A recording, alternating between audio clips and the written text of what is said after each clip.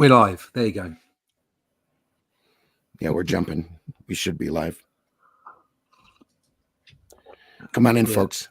Coffee. Good morning. I'm jumping over to my Facebook. I need to see how long we've been live here. Seconds. All right. Hopefully so.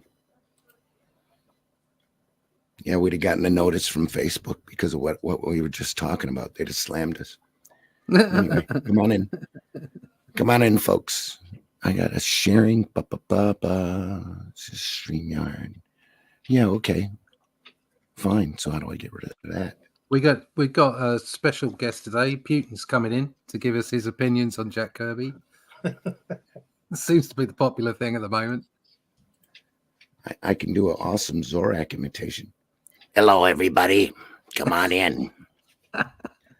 Space Ghost is here. That show was both horrible and good at the same time. Yeah, do you know what? I loved it.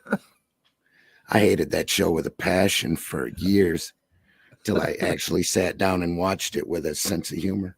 The writing in it was very good. It's like, how dare you abuse Space Ghost like this? It was, yeah. It was the best of 90s humor. That was.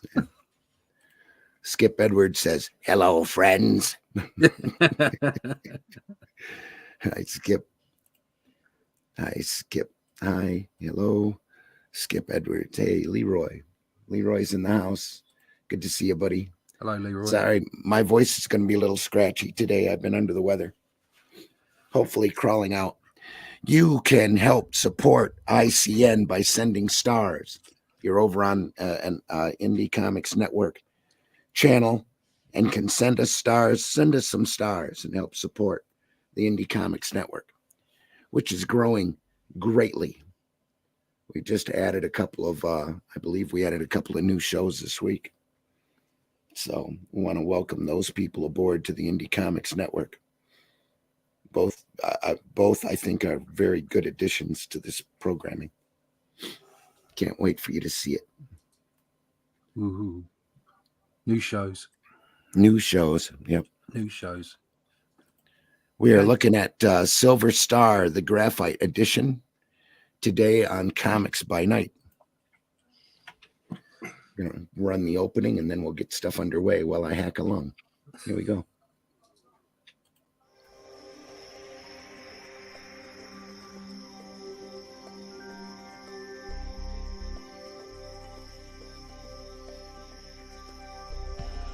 What was that?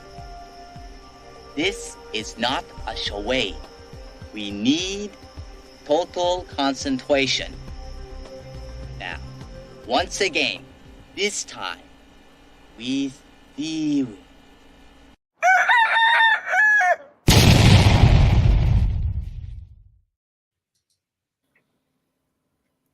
Come on in, everybody. Ooh, there's a big one. There you go. There's a big one.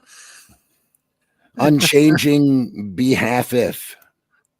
Hello, sorry for bothering you. I want to offer. Oh, yeah, great, buddy. Yeah. All right. See you later. It's just another bot. Do we have a message from our sponsor? Sorry. Yes, we do. But I might wait until the end of the program. No, go now. To run that one. Arrow. I do have this one. This podcast is brought to you in part by Arrow Comics. Buy more Arrow Comics. arrowcomics.store. Yeah, do it. Buy more Arrow Comics. One more Arrow Comics. I have another one. It's not Arrow, though. Oh. It's our friend Dennis. I think I'll wait until the end. Just show you that. It's funny. Okay. It's the stuff that you see while you're, half alive. Watching TV, flat on your back, sick. So, okay. SLVER STAR. Just a quick one for Dave, because he's just turned up. Is he sent me the latest Perfect 10, which is absolutely brilliant. He's making proper comics. Okay, that's genuine, not to be confused with Oh, proper I've- comics. I But gotta look, get this those. is great stuff. Absolutely great Yeah. stuff. He's making real comics, real stuff, and he was very nice and asked me to be involved with a roster of artists who he's got some brilliant artists, and he got some good colors on it. I did a piece for his Oh yeah.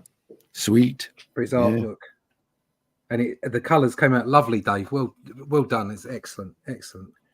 So Morning, really, Dave. really pleased with that. Lovely package. Thank you very much. Go buy Perfect 10. It's very, very good.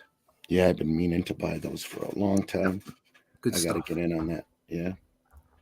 Been looking for some good superhero stuff to read. How many issues is it? It's on issue 4, I think. Right. So that's the other thing is continuity. He's making a story. It's good. It's good stuff. It is exciting. It's fun. It's like comics used to be, you know, like we all say about the Bronze Age. It's good, solid, fun comics. Okay. Right. Modern twist on the artwork, really nicely done. He's got a great artist, lots of energy in the art. And the books are coming out, you know, on time, and you've got something to follow. I mean, he's on issue 4. And it's one of the few things that I've actually bought every issue of, you know. So Right. I'll be getting issue 5 as well. It's brilliant. Good. I'll check it out. Magic it. Definitely check it out. Like I say, it's modern comics. It's not a Bronze Age comic. It's not doing what we're doing, okay, but it's the best as far as I'm concerned of what modern comics are like, and it's got a lot of energy in it, and it's a great story. So yeah, buy it. Wow, I got don't even know. digital tier for it because they didn't want to pay for shipping and stuff. Didn't have the Yeah. budget for it. Unfortunately, he's in Europe, so yeah, the budget for on you know, all of us have been screwed over postage. This book that we're on at the moment, Russ owes Dave some money, it seems, from Leroy. Yeah, Brett does the checks in the post. The book that we're on, the Shadow Kingdom currently, that's going to have to be produced in America and posted in America for American clients, you know, for consumers, because that's the cheapest way of doing it. So we're going to have to spread that across. So I'm going to have to, hopefully, touch wood, there'll be some people from Europe and the UK that want the book as well, and I'll be doing the print and distribution for that over here. So we've got like a 2-center way of doing that. So I think that's the only way of making that work. We're using RJ, aren't we, for that? We're still talking about that. We're still talking about that. So however that works, basically, but it's to get the price down as much as possible so people can get their books. Well, by the time the book is out, Arrow might have a couple of distribution deals in place. Other avenues. Yeah. So let's see how that goes. But effectively, Very nice. Yeah. Yeah. Effectively, if I've got to do that over here, then I'll do my end, and the US. Oh yeah. Have We'll get it. Distribution point. We will get it done over here one way or the other. Absolutely. Cool. I've been trying to figure out how to block this guy, and I haven't figured it out yet. Just ignore him. No, it's on Twitch. It's probably on mine. It's probably coming in from mine. Oh no, I'm not on Twitch. Not today. Mine's on. Yeah, it's on Twitch. It should have been for whatever on, reason. Twitter. I just can't get to it. So no, don't worry. Forget we it. won't post it. We'll just ignore it. Yeah, just ignore it. We got 4 people on Rumble checking out the show. Excellent. Hello, Welcome. Rumble. If you're listening on Rumble, or the chat won't show up on the show, but I'll. Yeah, please do. Absolutely. Yeah. We welcome all kinds of comments. Just don't try to sell us anything. That's our job. We've got to sell you things. Our job. Unless you have a comic, then hell, we'll help you out as much as we can. Russ trying to block me. I would never block you, Skip, ever. Why? Because fuck them, that's why.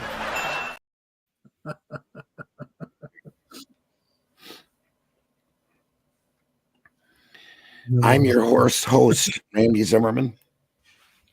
I'm editor-in-chief of Arrow Comics. Just sent some print files to the printer yesterday since I was feeling better.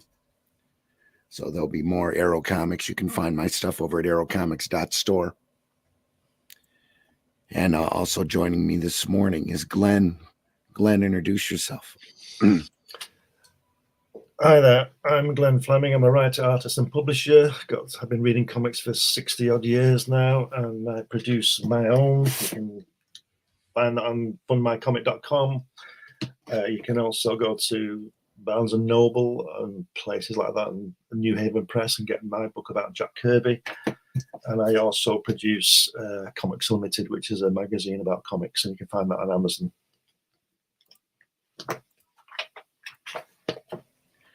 I got the latest issue. What do you get? Is it okay? Oh, yeah, it looks great. It's fantastic. Also joining us this morning is Russ. Russ, introduce yourself. Hi, my name's Russ Leach. I'm a comic book artist from the UK. Worked on stuff like Batman, worked with Warner Brothers, Marvel, DC, lots of Doctor Who. My own stuff, Only Death Can Save Us. And lately I've been working very closely with Randy and Arrow Comics on The Shadow Kingdom, which will be out for crowdfunding on Fund My Comic in March. So there you go. Check out, if you want to find out anything about it, go to my website, russleach.com, and sign up for the email list. And you can find out all my other connections there as well. Also joining us this morning is Whiskey. Whiskey, introduce yourself, please. Or not. Yeah, I'm the lead for Bayonet Ricochet. I'm the creative director or whatever. We make 3D models, action figures. We have a tabletop game in development and a comic book also in development. You can check me out on X there at the bottom left, right there. Send me a message if you ever need anything made, and I'll get you hooked up. All right. What is that?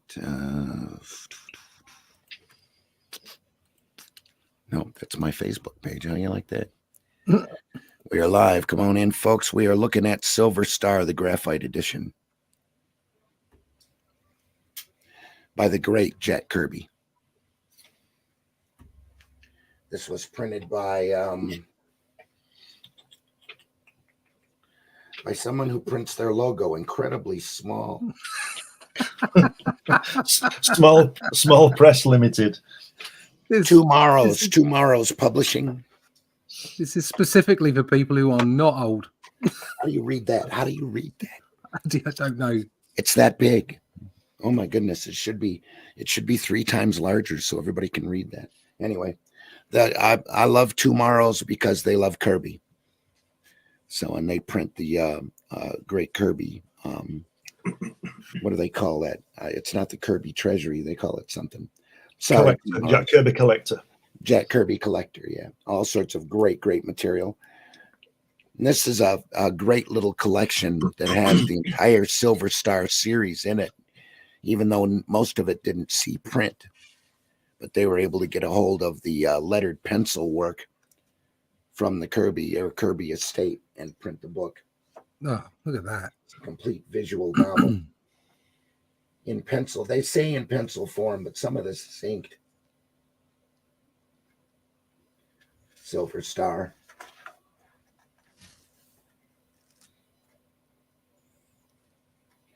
There's the great Jack Kirby and Steve Sherman.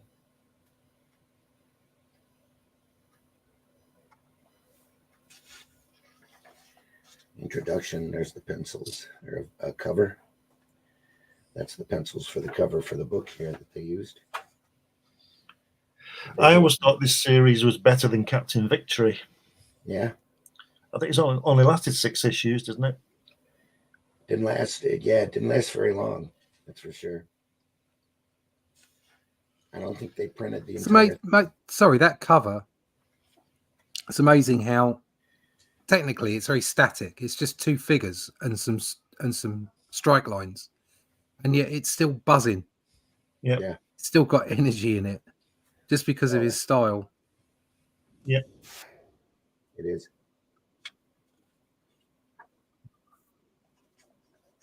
Oh, here we go. kind of a That's Dark Darkseid's brother, isn't it? what? It's Darkseid's brother, Darius Drum.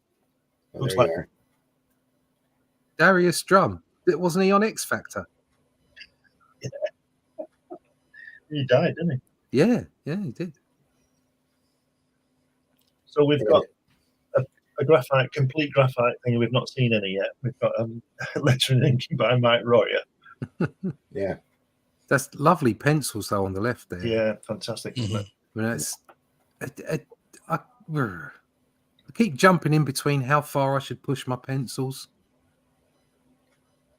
I think part of that was I'm not sure about this, but I think part of that, the full pencils like that, was because Kirby was fed up of his artwork being changed somewhat. Yeah. Because I do remember reading somewhere that he told Mike Royer, just ink what's there, don't sort of do Joe Sinnott on it and embellish it. I think he was just. I just think he wanted totally his own representation of his work. Yeah. But Mike Royer does a fantastic job, it must be said. Yeah, he does. And I've enjoyed second of the inkers with everybody else except Joe Simon, Joe Sinnott, who's number one. That's just me. Everybody else is second. Yeah. Modern day, if you could knock out pencils like that, there's no reason for ink at all. Yeah. Well, no, exactly. Yeah, it's difficult to suggest why you would ink over the top or something like that. Yeah. Especially if your colorist is good.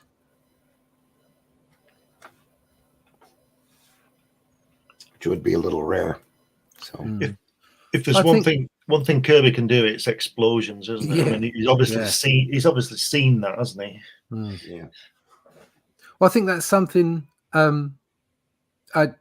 Looking at the latest Conan books, the colors on that from Titan, and I don't know. Sometimes I feel like I think the colors in that aren't bad, and I think if you're going to have a soft touch for the colors, you can work over someone's pencils.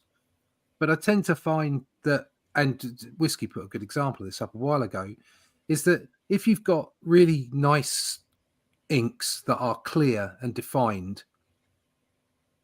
in like this, it's almost like you want flat colors in it, or at least not very uncomplicated colors, so that you can let the inks shine through. Yeah, I would agree with that. And that's something that we tried to do on Shadow Kingdom is just have a kind of a retro coloring like the old Conan magazines, Conan comics rather, the monthlies, and give it that kind of clean look so that you can let the inks shine through. And if you've got to have color because people are, the consumer base isn't as eager for black and white comics anymore, then do it in a way where the inks still get shown. I think a great example of good colouring and good inking is on Cam Kennedy's Light and Darkness War, because he hand painted it. Because he's a painter as well. Yeah. If you look at that artwork, and he's drawn and inked it, but he's painted it as well. And I think hand painting is a whole different thing. Yeah. For me, it comes across. I mean, I would look at the colours of Mike Mignola and over Hellboy and that kind of stuff. Oh yeah. Yeah. And it's just there's nothing complicated in that. It's just beautiful, absolutely beautiful. And yet it's completely different to what Cam Kennedy would do, which is a full-on painted thing. So it's like I could quite happily sit there and read an Alex Ross book. Do you know what I mean? But I wouldn't necessarily want color filters and all kinds of grads and effects and stuff from going on this kind of work. I just want flat colors on this. Yeah. I would be curious because we've had opportunity to sit on panels with Gary Martin before on his opinion, because his opinion before on the one panel that I was on a show with him was that there currently aren't that many colorists that can do a decent job at all. So I would like to ask him, and if anybody manages in our circle of contacts or whoever gets a chance to, if anybody's listening to this, ask him what would make a good colorist. You know, what I would like to see what his opinion on the subject is. Like, would he go for more like what Russ was talking about and I was talking about earlier?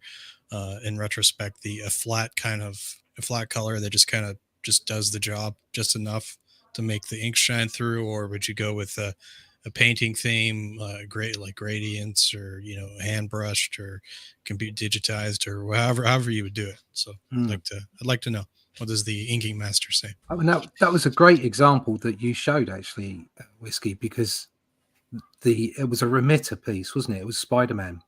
Yeah, and they had the two. Yeah, they had the two either side, and you could see that the one that wasn't flat was just, I don't know, it just made it a bit more confusing. It was difficult to work out what was going on. So I think I sent you that via message. You could bring it up if you took a second. Yeah. I'll have a look. Some great sequence there of him lifting the tank.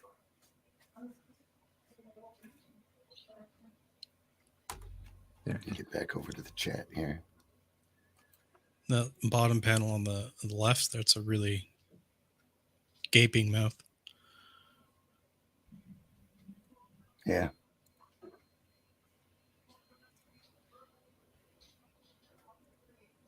Oh, where do I leave off here? Yeah, Leroy, that's too bad. I have the fun of indie is directly dealing with the creator. This is the king. Half the fun, yeah. Yep. Russ trying to block me, Skip says. Russ, could I interest you in a timeshare? A timeshare in Michigan? The king asks. Don't take a timeshare in Michigan.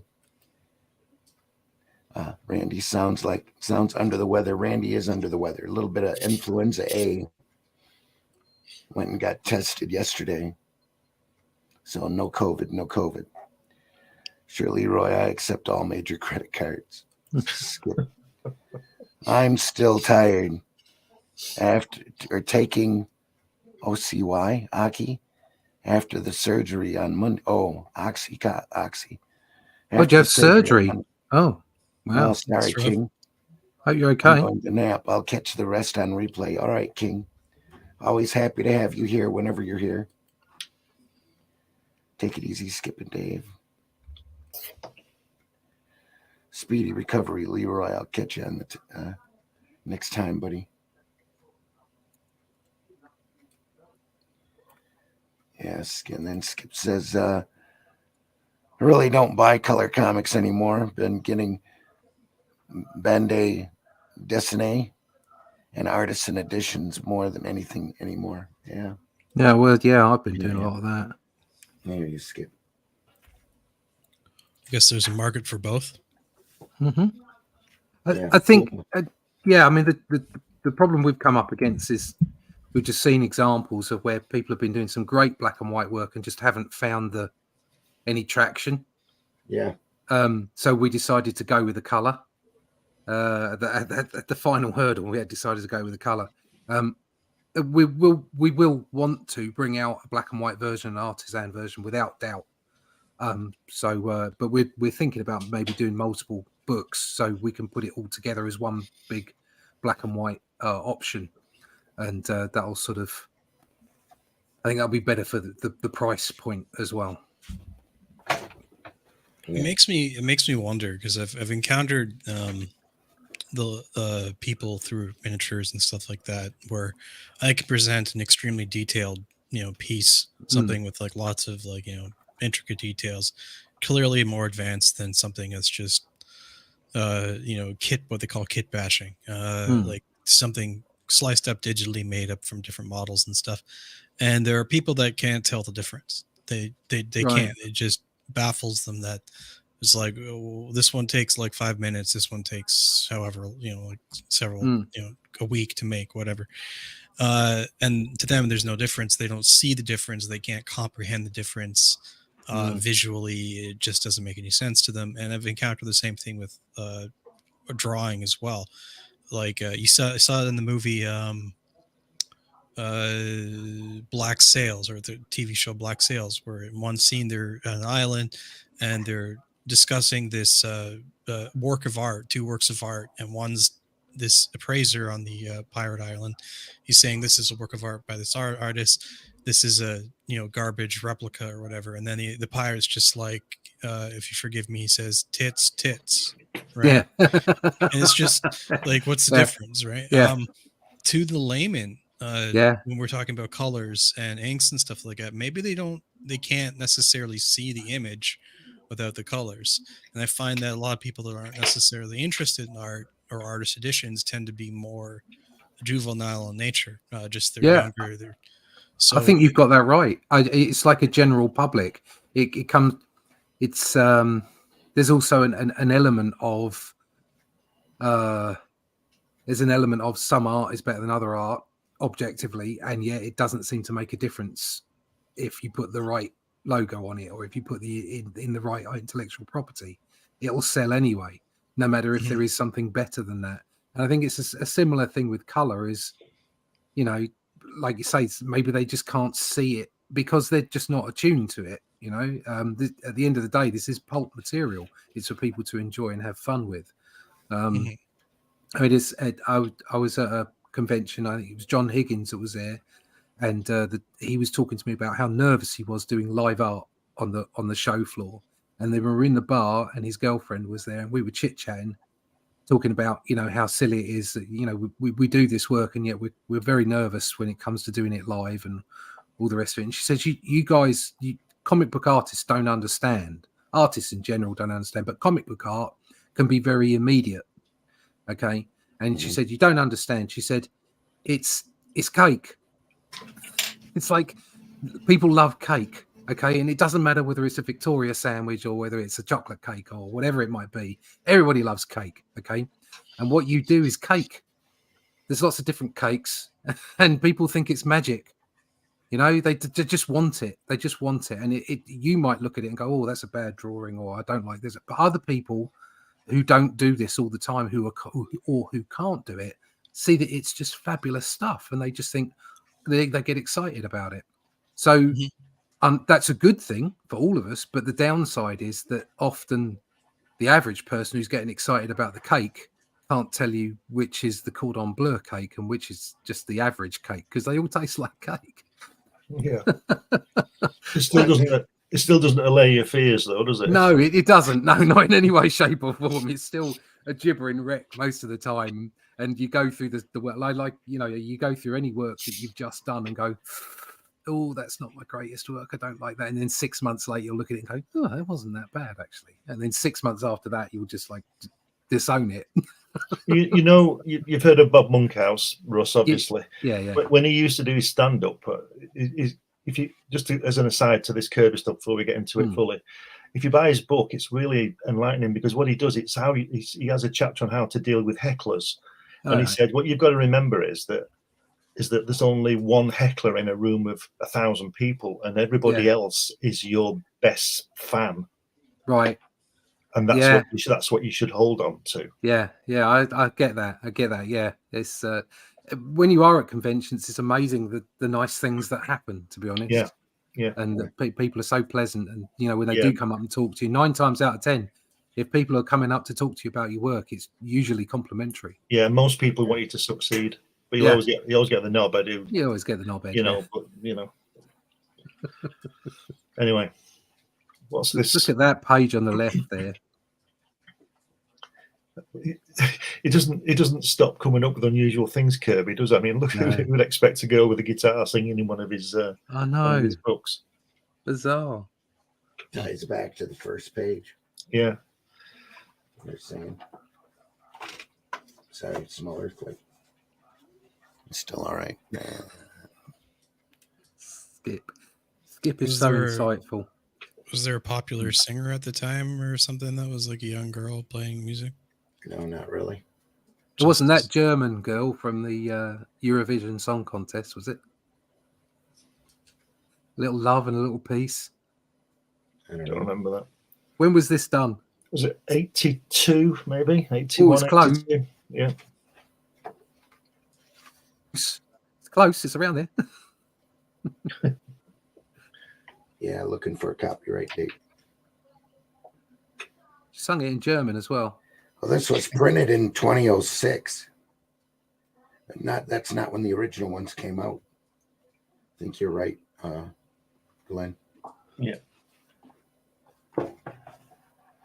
It's got that feel. When were the Eternals done? Mid-70s. Yeah. It's got 70, that 77, something like that. that page on the left has got that kind of vibe to it. Yeah, yeah. Actually, You know I what we were think saying it's before a about little reproduction? clear. Go ahead. Sorry? We were talking earlier about reproducing from pencils. It's amazing to me that Jack would spend time doing that background with that girl, which is probably ended up all black or thereabouts. Yeah. Yeah. Well, Just seems odd. I think I did some pencils the other day, and I had the background going into dark. Right. And of course the thing is you put a cross in for the black. Yeah. And I did actually fill some of it in so that I could see what it would look like. So I got an inclination about how the dark would be, and then the rest of it I could just put a cross into because I was inking it anyway. Yeah. Having said that, I would probably do that because I think I did those X's once, and I think I missed one. Yeah. And, So it gets printed with an X on it. yeah, that's right. So it Yeah. scared me. Like we were saying earlier, it scared me to death, so I don't do it anymore. It's cheating. It's an easy way out. Take an easy way out. Take an easy way out. Get your But, pencil sharpened and get it on. But it's lovely. Look at this. Yeah. This is quite graphic. Those bottom 3 panels. Yeah. Yeah. Considering this is probably Kirby's last published work, he's on fire again, isn't he? This is Kirby being Kirby. Do you know what I mean? It's like, that top panel with the 3 guys with a hand over his face, over his mouth. That is so Kirby. I mean, it sort of reeks of him. Even down to the fact that the background is just really kind of geometric and blocky. And I always say this, and I'll say it again. Look at that beautiful lettering. Yeah. Yeah. That's Royer. No, is that Royer? Yeah. I'm pretty sure. Yeah. I like the It is, yeah. appropriate amount of space around the text before you get to the balloon. Yeah. Yeah. That's right. There's nice space inside the bubbles. Yeah. And by Well, hand too, it looks like. Yeah, a lot of people miss that because, like you say, they jam it in. They jam that they don't. That's why, again, I'll say it's best doing it freehand than using an ellipse, because an ellipse is obviously set to a measurement or a curve, and it doesn't fit. Yeah. The books the Only Death Can Save Us books, I actually lettered in Photoshop. Right. And I did the bubbles. I did on a layer with their own border.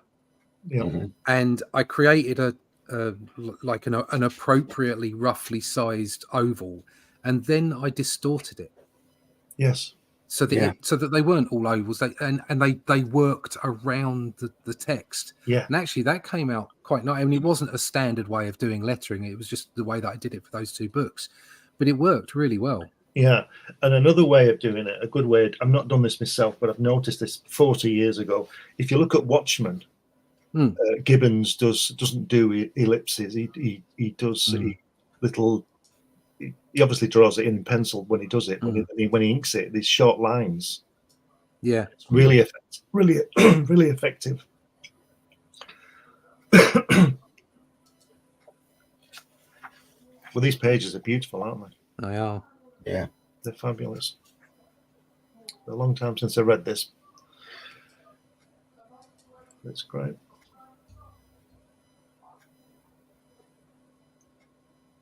He just loves his grid, doesn't he, Jack? Because it's not about that; it's about the storytelling. Yeah. See the lines drawn here. Yeah. Yeah. He's obviously used blank pages for this, hasn't he? And drawn rather than the pre-printed. Yeah. Well, I use blank pages. The pre-printed ones are expensive. Yeah, I use artboard, so I draw it on the board. Yeah, well, I pencil digitally, so I have my own templates anyway. Right. And then the template just gets printed out, obviously with a blue line. Yeah. Which means I've got everything I need. I think I end up drawing a little bit larger actually because it's on A3, and I go right to the edges. Yeah. I can just about see my trim marks at the edge of the A3 sheet.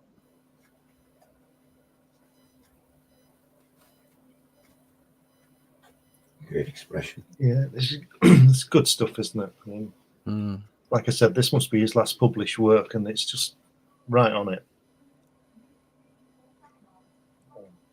It's very wordy, though, isn't it, for Kirby? Yeah, it is. A lot of exposition here. Info dump. Yeah.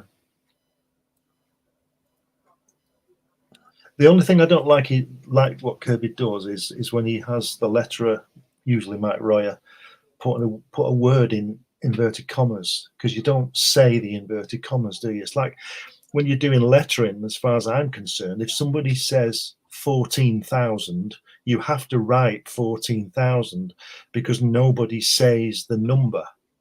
Do you understand what I mean? Yeah. So I don't like the way he puts it in inverted commas, because you don't say that. I think what it is you just can't see him holding his fingers up. Well, maybe, but if you look on the bottom left panel, it's got 40 ton. It says 4. It's got 40. Well, you don't say that. You say 40. Yeah, but you read it. And there's room to put it. Yeah. You read it though. You read it as 40. Yeah, but he's not. He's saying it. Yeah. I know he's saying about the speech marks. I find that a bit weird. Yeah. Just put them in bold. Yeah. I've got that thing from Whiskey. If you just want to quickly share the screen. Some of the bubble work here seems a little distracting. Yeah, it's like weird. It's like something's been taken out, isn't it? Yeah. Especially that one at the top. There you go. So, perfect example of colours.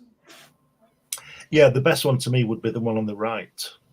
Yeah, I like the one on the right, which is more comic booky. Yeah, exactly. Yeah. Comic booky. Yep. Yeah. So the one thing that is quite cool is this ball here, the bomb, where he's sort of like there's a little bit of blur in the background, which changes the foreground. Yeah. Which is in and of itself as an illustration is better presented than this one. Okay. However, the whole point of comics is that everything is pin sharp. Yep. Everything in focus. there is no field of vision, as it were. Depth of field. I just think the lighting is just a little bit overbearing. I really like the one on the right. Yeah. So there you go. We're just old men.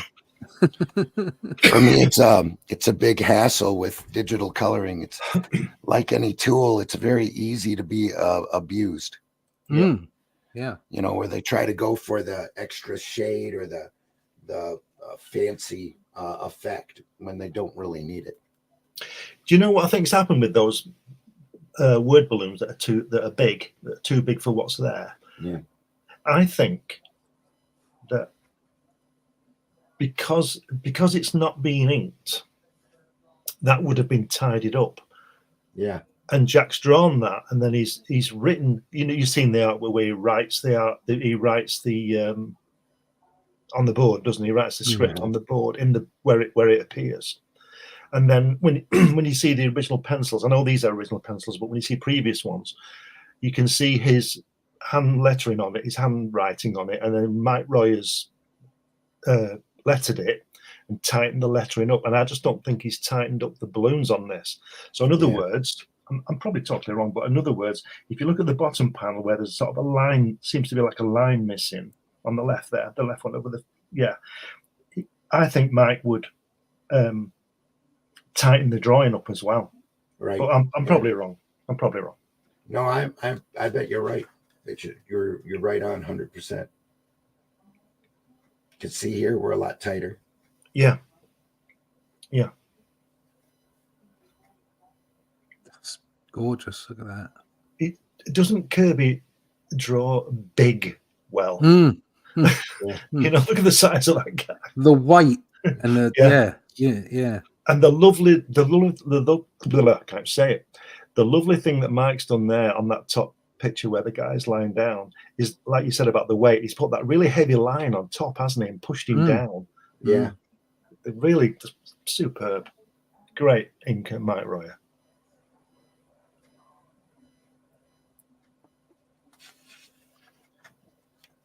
Oh, look at that.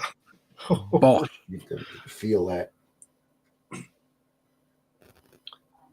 That big one needs a big scrunch on it. That's what hiding half the artwork, you know. Scrunch. Just get in the way. Yeah, just get in the way. Wow. You creep. Hey. Brilliant. Yeah, you feel it. You feel that panel.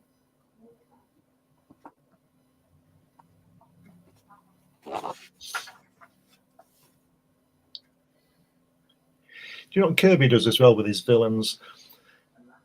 Even though they're insane, I suppose, because they want world domination and all that kind of thing, they're very calm and cool and collected, aren't they? Like those guys in Berlin really were. They knew exactly what they were doing. They weren't raving lunatics headbutting the wall. No. They were calm and collected, and which is scary, and that's what he does. He doesn't do. They go on a bit of a rant occasionally, but they're quite measured in what they're trying to do. Yeah. Darius Drum. Oh, look at that.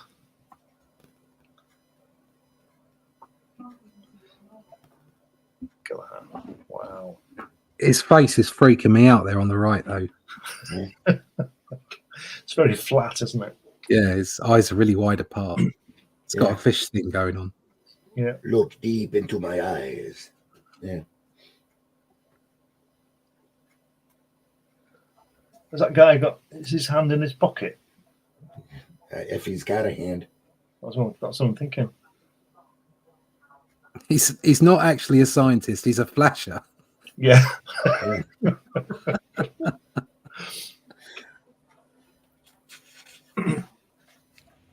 Oh, You kids want to buy a watch? Yeah, you see him. Going to see some puppies. Balloon already drawn in. Yeah. The border. Yeah. That spread has got Steranko vibe. Yeah. Look at that chair. That's a big chair, isn't it? You could sleep on that. It's a hell of a That's thing. just gorgeous. But yeah, I know what you mean by Steranko. You know? Well, obviously Steranko Got it from borrowed Jack. from Jack. He got it from Jack, obviously, as we saw in his the way that he grew over time from the book that we saw last year. Or was it the year before? God, we've been doing this a while. Yeah. But yeah, it's got that vibe to it. And do you know what I can see? You know, Minola looking at this stuff. Yeah. As well. Yeah. It reminds me of that prisoner, the aborted a prisoner that he did. He worked on. Yeah. Yep. Very much so. Look at that. Cheating on the perspective and everything. It's great. Yeah. It's just great. Yeah, it'll work here. Yeah. Yeah. It's fantastic. And like you were saying before, it doesn't need any colour on it. Yeah. No, it doesn't. But if it did, it would just be simple colour. Yeah. Yeah, you couldn't paint that. Well, you could, but you'd be wasting your time, I think. It's too heavy on the blacks, isn't it? Yeah. Yeah, Exactly. I don't think it would look good. Yeah. But there was I can't remember the guy's name, but there was some guy that was drawing like Kirby sort of about 15 years ago. Scioli. Maybe 20 Tom. years ago. Yeah, he Tom was doing some Scioli. stuff. Yeah. Doing some stuff. And his work was very Kirby-esque. Which is quite Working nice. at Image, doing a property I think he called Opus 8. Yeah. And I think there was some heavy colouring on that, and it just didn't work. Yeah. Yeah, I got a bit of that. I met him at a show once. Got a sketch from him. Yeah, the Devil Flyer. Yes, Bronze Age color. That's the way of doing it. Yeah. Look at that. That how gorgeous is that old fella's face? Yeah. Just, and once again, look how simple it is, especially that one on the right, the panel 5. Yeah, where he's It's drinking. just a Yeah, I was few. just looking at It's just that. a few lines. Yeah, and they're all there, aren't they? It's all you need. Everything's there. All you need. Yeah.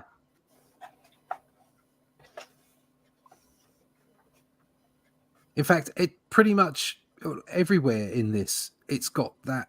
That's what I was saying about it. It's like when we talk about Jim Lee now being the best Jim Lee that Jim Lee could ever be. It's like it's you don't want to say it's a caricature, because it isn't, because it's beautiful work, but it's so definitively Jim Lee, and I think that's what Jim Lee's strength is, actually, is that he is so definitively that you can always mark him out, which I think is the mark of a brilliant artist. And it's the same with Jack.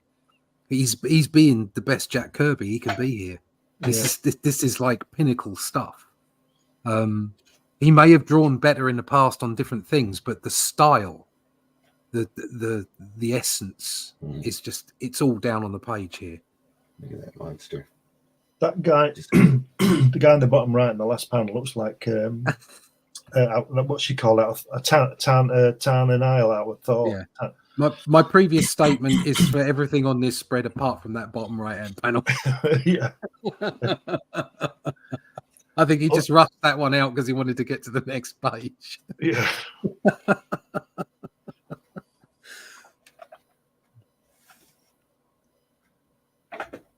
Now I want a car with an interior like that. With the steering wheel that isn't round. Yeah. Wibbly wobbly. Really, look at that thick. That's a thick car. Mm-hmm. Oh, the bumper. Yeah.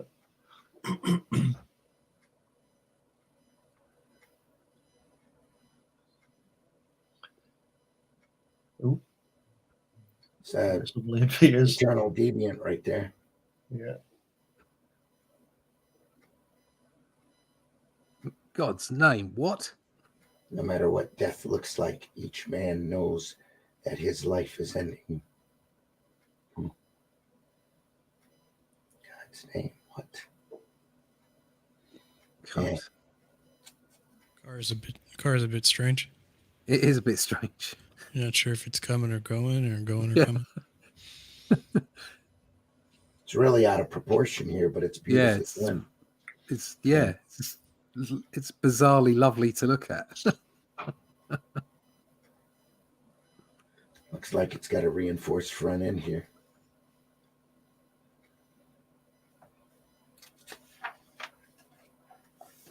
Yeah, definitely not referenced. Look at that.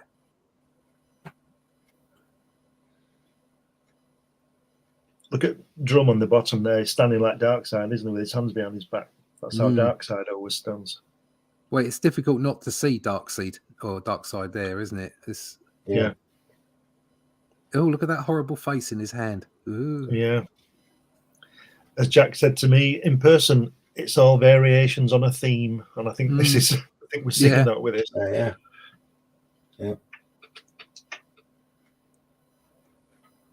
Wow.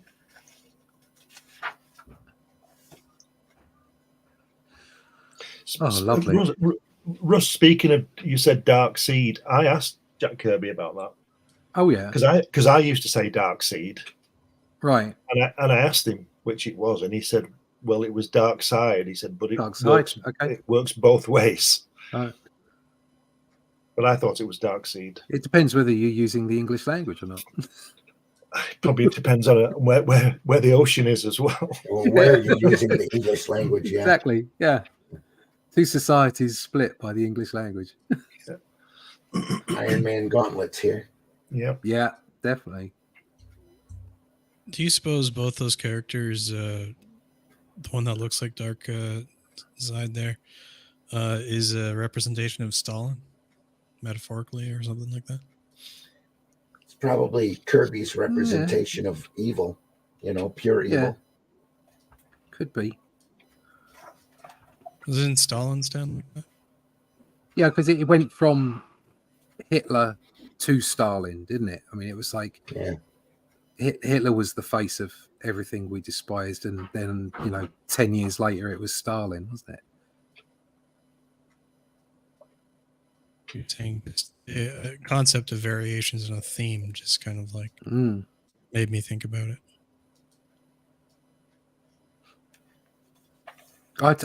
There was this film on last night. Well, I didn't. I watched about 2 minutes of it. I flicked all the way through it really quickly. It was a really old film. It was something to do with the Red Planet or the Red Mars, and I was flicking through it thinking this isn't a science fiction film. And what it was this guy that was claimed he was getting messages from Mars, and the whole thing was a fit up by the Russians to ruin our society. I don't know how that worked because I didn't watch the whole film. I just flicked through it. And then you got the guy at the end going, yes, it was all me. And it was like, what? We got messages from Mars and that meant that our society fell apart. What?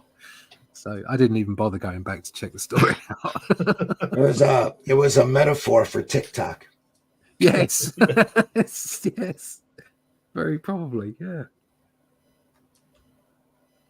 Look deep into my eyes. Yeah. Oh, he's drinking he's got an ice solly there. How nice is that? Yeah. Yum yum. He really looks like he's enjoying it as well. Yeah. I changed my mind. This guy looks like a cross between Darkseid and Metron, doesn't he? Yeah. Yeah.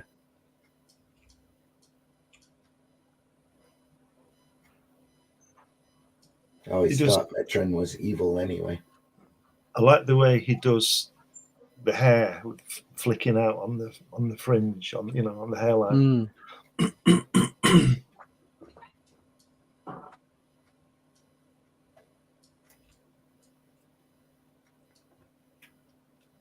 A lovely face, top right, two panels there. The faces, top right. Yeah. Yeah. All the faces in there. They kind of remind me a little bit of Buscema. Yeah. Because what they're both doing is they're doing it with simple lines. Yeah. They're not trying to shade it in. They're getting the bits that are required. And Buscema used to do that beautifully. Yeah. He used to do that, especially on his women, didn't he? When he draws a woman, the most beautiful woman you've ever seen, and there's no line there, is there? No, it's just two dots for a nose. It's just fantastic. Mm-hmm. Yeah, looking at his work on that, it freaks me out because I'm trying to produce, wherever possible, beautiful women. It's like, but they have noses. Yeah. Baby. Looks like Alex Nino to me. All babies look like that. They all look like that. Alex Nino. It's like Don Rickles. Yeah. Obviously. Yeah. Something I've thought about over the years, when we speak about John Buscema and women. John Buscema draws beautiful women, and John Romita draws pretty women. Not that pretty women aren't beautiful, but do you understand what I mean? And there is a difference, yeah. I mean, but John Buscema's women were luscious, weren't they? Yeah, they were sort of 35, weren't they? And John weren't they Romita based on a couple of particular models or particular actresses? I'm not sure.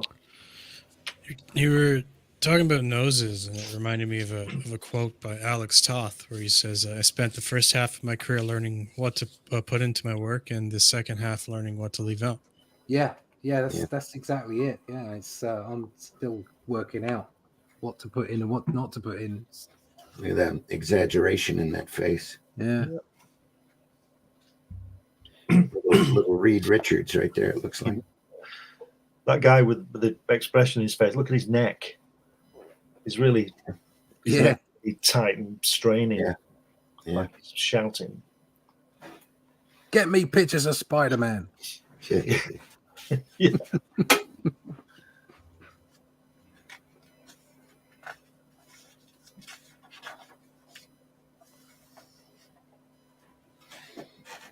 I really wonder.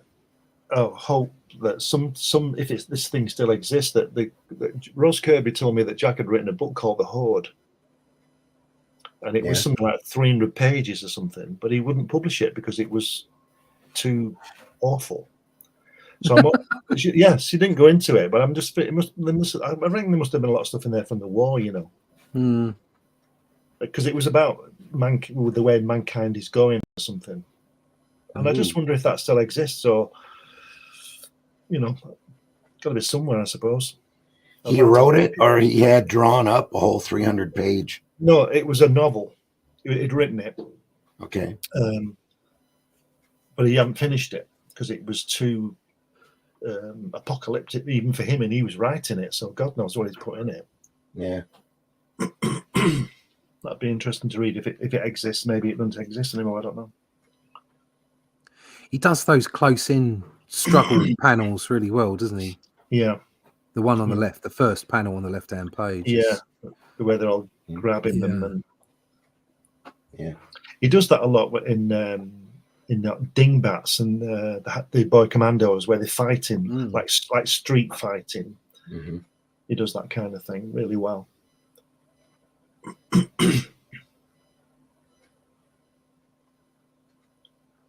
This is great, isn't it? Just I'm going to go and read it again now. I've not read it for a long time. I love that angle. Dynamics on that is incredible. It just balances off of all this detail. It's beautiful. I'm just wondering, you know, like I said, I think this is his last published work, but it's got real vibes of 2000 AD, and he did that in about, 1976 or something, 77. Yeah. It's got that kind of vibe, and I wonder if he just pulled it out the drawer. He'd already done it at that time. And he just pulled it out the drawer when Pacific came along, and he published this and Captain Victory. Maybe. You know, maybe they rang him up and said, Jack, you know, blah, blah, blah. You keep the artwork, you keep the copyright. Have you got anything? And he said, yeah. So he either pulled it out. So he either pulled it out the drawer or did it overnight. Yeah. I'll be back to you in the morning with 64 pages. That's right. Yeah.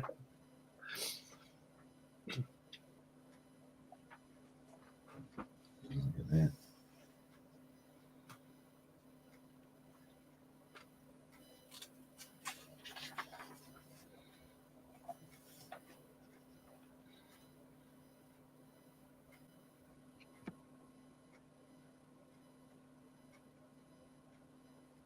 Wow. There's some power stancing going on in there, isn't there? God. This is the sort of vibe of this is reminding me of the John Byrne stuff we looked at, the X-Men thing that he continues to do. It's like a last hurrah type of thing, and it's just amazing, isn't it? It's incredible. Great, yeah. Well, That it's John like Byrne a stuff is amazing. labor of love. That's what it is. Yeah, you're dead right. There are probably no time constraints, no deadlines. Yeah. Do what you want. Well, I think he earned that, didn't he? If that's the case. Been ignoring the chat. Sorry about that. Devil Flyer is screaming in the chat. What's he saying? No, I don't think he's got. I don't think his caps lock works. It's just Your caps locks work. That's for sure. Yeah, that's the way he talks. That's his thing. The thing is it's instantly the Devil Flyer is in the house. Yeah. It's here. Hello, HR. HR. Taste is so relative to this. An outsider can like any comic art, but I doubt any of your favorite artists are the same as mine. Point being, Frank, quietly is not the best flavor of cake. Skip. I love you, Skip. Well, if you don't tell us who your favourite artists are, we'll never know. Yeah. He's right, though. He is, yeah. No, I wiped out my. I had a card to post that's got Nancy on it saying, I want a piece of cake. I was going to post it, but I've removed it. I love cake. So everything is it's interesting to look at. Yeah. Says, what is this now? Devil Flyer. Who is Kirby? Yeah. Hey, think that's panel and sarcasm. chat. I think so. Hail Dave. Hail Skip. Hail everybody. Hail Leo. Or Leroy. Kirby was that powerful. Thick figures. Maybe from the propaganda war. Time posters. Maybe. Fight with a purpose. Bronze Age color. Hey, Russ. I think anymore it's a color choice. Hey, Devil Flyer, how's the campaign going? Sorry, I'm in out of the chat. Is it I'm at in work. and out of the Skip. chat? Yeah. I've heard of the Horde. Script. Galactic Force.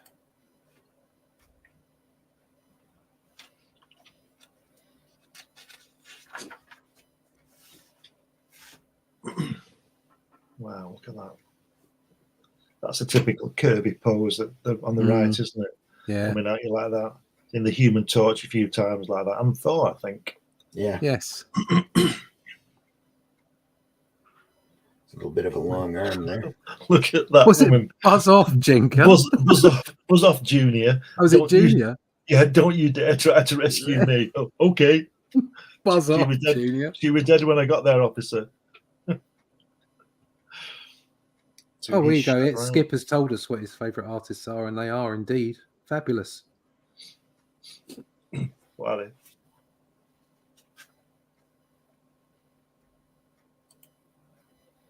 Travis Cherry. Cherished. Right. Travis Cherished, is it? He was big. Cherished. He started off as a little bit of a Jim Lee clone, but found his own feet and ended up doing some absolutely fabulous stuff. Roger Abanitz. I've never heard of him, I have to say. Oh, good. I hadn't heard of him either. But Wrightson and Frazetta their own stories, so yeah. Didn't want to speak up. Yeah. Yeah, Wrightson though. Who doesn't like Wrightson and Frazetta? Yeah, crap. How can you not? That's just brilliant. Do you know that's almost like a smaller panel blown up? Yeah. Because there's quite thick lines on that. Wow. That's great. That's cracking. That reminds me of Will Smith in Robot when he gets or when he doesn't get that kid out. And he takes the guy out. Yeah.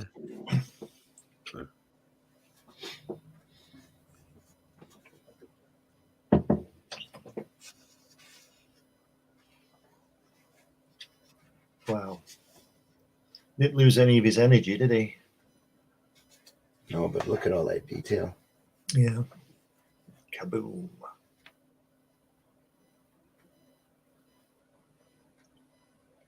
You're alive. And she's still not happy. Well, Checking out her makeup. Yeah. And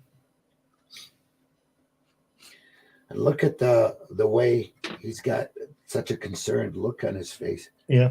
Just from the position of the eyes here. Just beautifully done.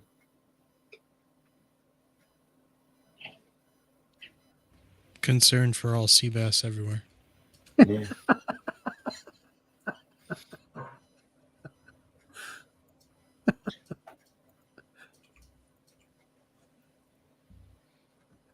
Oh dear.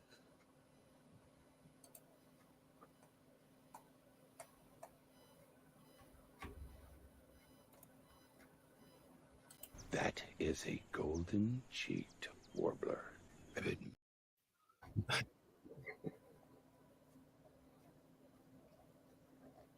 actually a golden cheek warbler.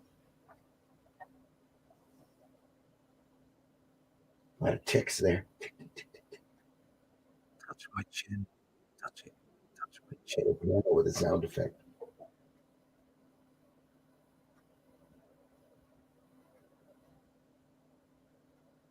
This reminds me more of the Italian, or those Bonelli books than a regular comic. You know what I'm saying? No, I don't understand what you're saying. Okay, we'll have to look at some of those. The Dylan Dog albums that they kick out over, and it's like an entire 120 pages of story. That's one big long story. Right. All in black and white, all done in almost a digest volume size book. It's too bad that format never caught on here. Dark Horse reprinted a few issues of that, and a couple of their titles, and couldn't get it to succeed here in the States. So there's some just beautiful black and white work, beautiful black and white sequential artwork. Dylan, you familiar with Dylan Dog at all? No. All right, we will look at some of that. Some great stylized stuff. You know, you mentioned the digest size. I've got some Spider-Man and Fantastic Four digest side that are reprints, and I would just think when you were saying that, I was just thinking about them, and it shows you how good the artwork is because you can still read it, and it's just a reprint from FF. Oh yeah, 62. Absolutely. I've got a Fantastic Four digest, and it's pocketbook, and it's amazing. Yeah. You can still read it. Well, look at the Titan publication that was printed over there. For many years, that had 2 pages on a page, and it was printed lengthwise. Yeah. I've got a few of those. All of that stuff. All that stuff was real readable. Oh, that was most of that was a lot of that was Spider-Man Remitter. Yeah. And that's again wonderful artwork, completely readable as you reduce it down. Oh, it was the whole Marvel library from the 60s and early 70s. Right. Okay. I only remember the Spider-Man stuff really. I think there was some Avengers stuff in it as well. Yeah. Hulk as well. I remember. I did miss that. Give me just a second. Talk amongst yourselves. I just got an email from Argos. It's like a shop, and I get special offers. And it just said to me, he was talking about Valentine's Day. Why I'd want to buy something from Argos? Like I'd buy a toaster for Valentine's Day. That'll get me lots of love and kisses. Wouldn't it? Get the wife in your fridge. It says, "Love now, pay later," and that makes it sound like parenting, really. Sounds like love now, pay for the rest of your life. But you used to do work for Argos, didn't you? I used to do the Argos brochures. I used to sections of them because they were massive at one point. They were big, sort of 1,000-page tomes, and I used to do sections. I used to art direct sections of it. We had like a creative director who sort of oversaw the whole thing, and then we were called senior layout artists, but we're effectively art directors because we art directed the photo shoots and all the rest of it. Right. And so I'd get toys, women's gifts, men's gifts. Me and Powermind Dave, we used to work for this place, and we used to produce an 800-page catalogue twice a year. But we used to turn it around in 3 months. Yeah. 800 pages from design to photography to illustrations, whatever. And we used to turn it around in 3 months, which is pretty good. Stupid turnaround times. Yeah. Especially crazy, since you didn't have computers then either. Oh, no, this was with computers. Oh, that was with computers. Okay. Yeah. Because we used to turn around so in that time, because there'd be a brochure every year, 1,000-page, 1,500-page brochure, whatever. And then also they'd be doing these 22, 24-page or whatever it is, 24-page flyers. Yeah. Because they'd have the sales on and stuff like that. And you'd be doing those. So once you'd finished all those sections, you'd be doing that kind of stuff. And I did the same kind of thing for Dixon's and Curry's, PC World, and then I got the higher class stuff, and I got some stuff. I did some stuff for Sony, for Hornby, and Harrods and people like that. The mail order stuff, and then I ended up going off to the design arm of the company, and I ended up doing code. That's when I got into code, and first online Sony European product library. There you go. Excellent. You could go online and get all the products in one place. And I didn't write the database for it, but I was close in on the database side, and then I wrote the front end for it. So that was back in the Wild West of the internet. That was. Yeah, yeah. That was before 2000. That was before the bubble burst. Here you go. Yeah. I couldn't find my Titan digest that I had, but Oh, you've got a digest. Yeah. Oh. One of their where they took those, those double pages that they had, and they folded it again and saddle stitched it. I did find this though. Wow. This is a Avengers issue that they had printed. I don't know. I don't even know what they sold it for. Let me see if there's a price on it. It's probably in I don't think there's a price cereal box or something. Looks like it, but take a look at that. That's how big that is compared to the size of the book that we're currently looking at, which is about comic book size. You can open this up. This is in black and white, and it's incredibly readable. This has got the first 3 issues of Avengers in it in black and white. The early Kirby material. Look at how small that is, though. Still readable. That's comics to me. Plus, here's the Dylan Dog volume that Dark Horse did. And that's got all of the Dylan Dog issues had Magnola covers on it. And that's the size comparison. But it's Italian, Benelli. And the interiors are all in black and white, and they're just super beautifully done. Very stylized looking work. Yeah, it's lovely, isn't it?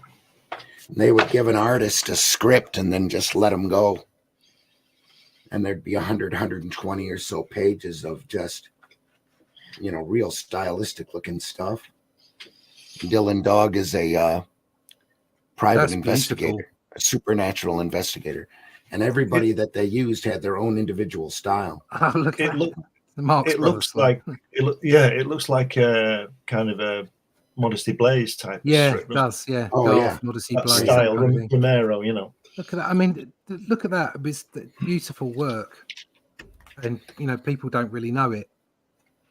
No, but Dark Horse printed 6 issues of each one of these. There's a Dylan Dog. Nathan Never. There was a science fiction one. There was an adventure one. Dylan Dog's a supernatural investigator. They did a movie of Dylan Dog here in the States. The guy who played Superman in the one-off movie. He was on Legends as well. Oh, right, yeah. He played Superman. He played Dylan Dog. Is that a Manola cover? Yeah, all of the Dylan Dogs have Manola covers on it. Oh, that's gorgeous. But they're great books. I mean, real stylistic looking stuff. I've got a Titans here. Let me blow you up here. There you go. Mike is There's a Titans, and they used to be on the side. Yeah, but they're still really clear. Yeah, incredibly readable. That's effectively the size of a magazine, isn't it? But it's just printed the other way around. Mm-hmm. Yeah, and it's then clear in real life, not quite on your screen. So, it's clear in real life. And then again with really like flat colors. Yeah. Yep. Fantastic, aren't they? And that's just this big. Yeah, that's the same size as the ones I've got, but they're in black and white. Yeah, all awesome stuff though. Really cool. Yeah.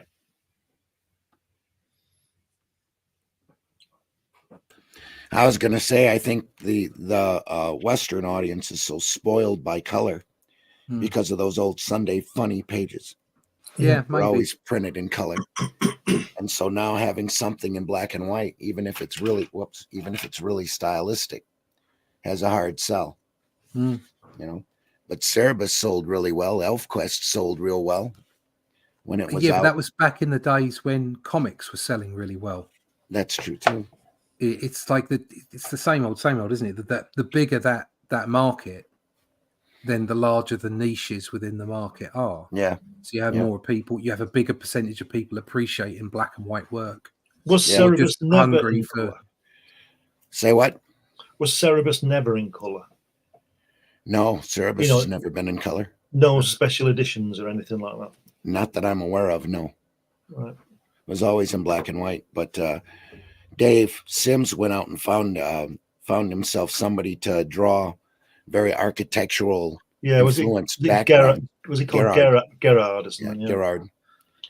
And yeah, I saw those two at a convention. Didn't need color, you know. Yeah, really didn't. But the thing with the Benelli books, they have a Western character that's really popular called Tex. And one of Joe Kubert's last works was he did a Benelli book of Tex. Wow. That's just beautiful. Dark Horse ended up reprinting it, and they reprinted it about this size. And it's just gorgeous. We'll take a look at that somewhere up the line. So that's one of those books that the plot on it is very spaghetti Western and very simplistic, but the artwork is all Joe Kubert. It's beautiful. I'm after Joe Kubert stuff now. I'm looking for reprints because I feel like although I liked his work, I never truly appreciated it enough. Yeah. And just seeing more and more of it and more of the man, I'm like, this is so good. So Dark Horse. I'm on a hunt for Joe Kubert stuff now. Yeah, you saw that. I have a Tarzan book that's got all of the Kubert Tarzans in it. You should dig that up. You should put that in a box and send it to me. That's what you should do. Oh, should I? Yeah. No, that was one of those books where I'm at a show at a convention on my knees digging through this pile of oddball trade paperbacks. Like I keep saying at the end of every show, you need to go through there and look through this stuff because you never know what you're going to find. Unfortunately, we just don't have shows like that over here. We just don't. Here's a whole omnibus thick, like 1.5 inches, 2 inches thick of Kubert Tarzan. It's like holy crap. I'll send it to you. Send it to me, and I'll send it on. Well, if I run across another one anywhere, I will let you know. Yeah. Because I'd pay for that. Yeah, I'm sure you would. But when Russ has paid for it, send it via me. Yeah. Oh, there's a few pages missing. Oh, look, half the book's gone. Just nick it, mate. Don't do that to me. Yeah. I was just, that's one of those books that we need to look through. I'd be interested to know if that SLVER STAR Graphite edition sold. Look at that. That's every Kubert. He's going to make me cry now. Yeah. Oh. And I think it was $20. Shut up. It's 200 now, isn't it? It's I think it's 52. No, it's 29. Yeah, here. It's 29 US cover price. Right. So that's what 25 quid. Oh, actually, you can. Oh, Kindle edition. Here we go. 60 quid. Not the same. And that's for a Kindle edition. And that's volume 1. No. This is the hardcover. The Kindle edition is 15 quid. Oof, right. Which again, I know it's Joe Kubert and it's Tarzan, but still, 15 quid for a digital copy is outrageous. Yeah. Tarzan by Joe Kubert, Kindle edition. Oh, there's a paperback. Oh, there's the textbook. Volume 1, hardcover, $28.99. You can see that. It's got Bellamy vibes, that, doesn't it? Yeah. Oh, God, there's a hardcover in black and white. Oh, and how much is that? £111. Oh. That's an artisan edition. It's Joe Kubert, Tarzan of the Apes artist edition. What size is it? Oh, it's got to be beautiful. I can't it's got to be the same size as the Walt Simonson book we looked at. Yeah, maybe. Verified. A truly beautiful package of Joe Kubert's Tarzan, as always, perfect energy. The only reason it hasn't got 5 stars is I love the Enemy Ace book more. Well, that's not a reason not to give it 5 stars. These people are fools. Not only that, but there's an Enemy Ace book also. Holy crap. It doesn't actually give me measurements. That's weird, isn't it? It's got to be, if it's got to be a big one, though. Yeah, it's the size of the originals there. Yeah. Meanwhile, back to Kirby craziness. Yeah, Once back to again. that. Just Look at yeah, that. I can't look at this anymore. Yeah, sorry Oh to wow, there's some detail in there. go off on a tangent there.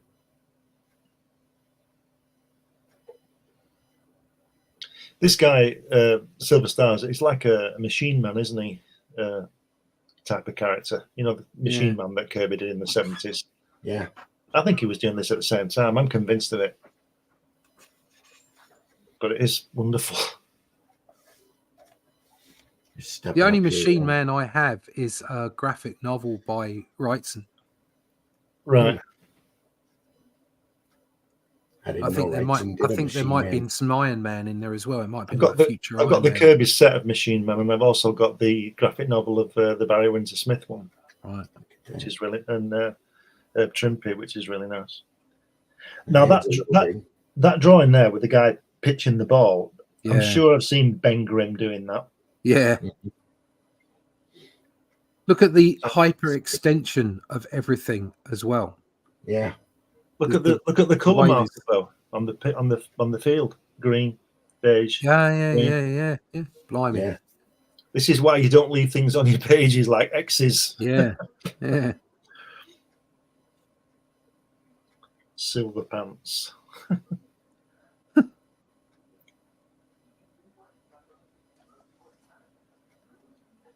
Hunter, hold that swing. Don't hit the ball. Wow. Boom. Crack. Oh dear. Oh dear. Dead. Don't hit the ball. Devastation. Oh, look at that. Norma.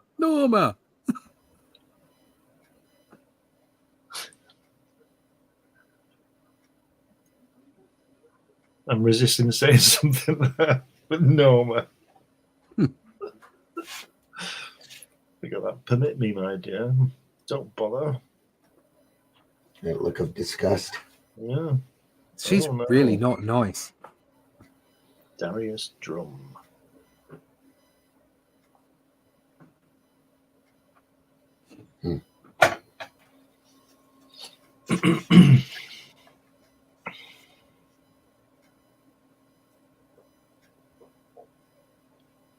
Special guest appearance by Conan.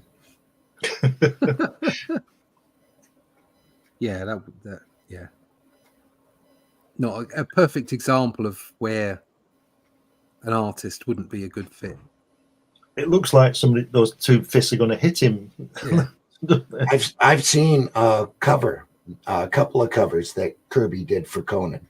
Right. Yeah. Anyway, here in the middle is Professor Horton, going all the way back to Captain America 1.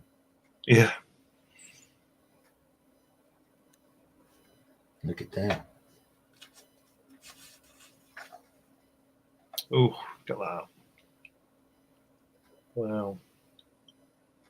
Just throws on a couple of random horses, on the carousel. Yeah. Yeah, why not? Yeah. Didn't that see he's holding the carousel up? That there was a Thor story years ago, wasn't there? Where was it the circus something, and somebody Thor they hypnotized him or something. And Circus of Crime. Yeah, and the ringmaster. Yeah. And didn't they have Thor doing that? Probably. Yep. I think they hypnotized him. Simple stories. It wasn't about saving the universe every bloody time, was it? Look deep into my eyes. Yeah, this is just good fun.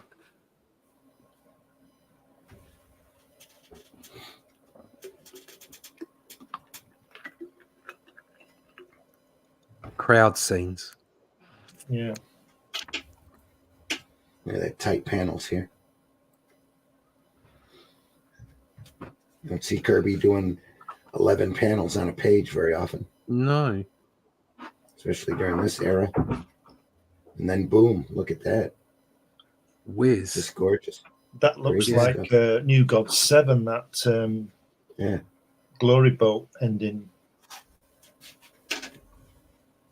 I've just remembered this won't be his last published work. Last published work, I think, was Satan 6. Hunger Dogs in 1984, wasn't it? Didn't he do Satan 6 after that for Tops? For an issue or two? Yes, he did. You're right. See, Yeah. told you, I don't know anything about the man. Nothing at all.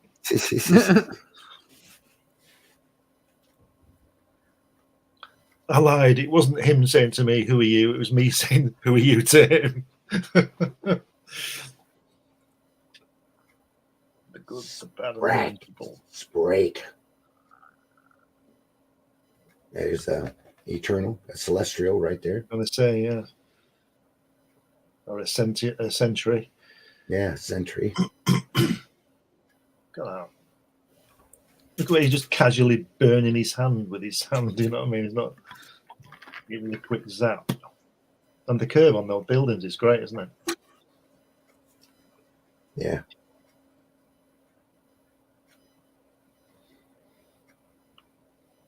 Silver Star. So sad. Look at that pain. Big Maasai, Goliath of the Ghetto. With his Galactus shorts on and dark side boots. Oh, look at that. No, it didn't need ink in that cover, did it? No.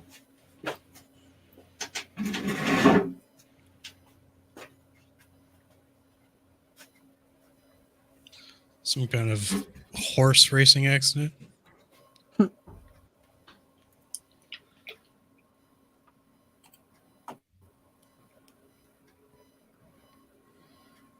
Sorry, I've been ignoring the chat again.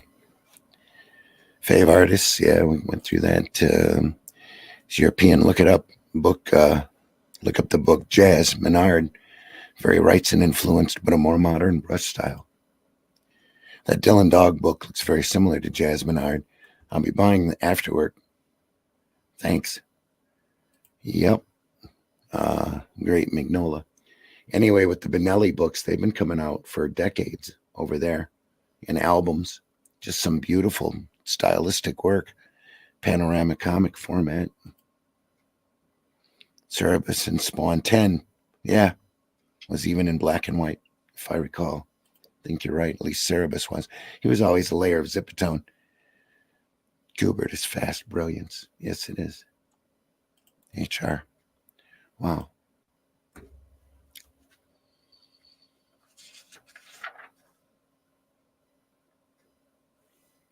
This edition would have been good as one of those large format books, wouldn't it? Very much so. An artisan edition. Yeah. I said before, I just wonder how it sold, this particular comic. I don't know. I understand it's pretty rare. Was it a limited edition or was, you know? I don't think it was limited. I don't think they printed very many of them to order. I don't even remember where or when I ran across it. I saw it in a comic shop in New York, but I didn't buy it. I should have got it. I'll be honest, I never knew it existed till today. Right. I've got the color, the Pacific version. It's a 9-panel grid here. Yeah, I've got a couple of the Pacific issues, I think. But when I saw this, it was a while there. I was picking up anything that was bound. That was Kirby. Yeah. I've got his what's his name? American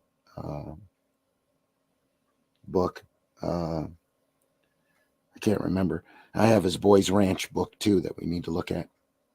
Nice little hardcover version of that. It's Kid Gang in a Western ranch. Yeah. Just some great, great stuff.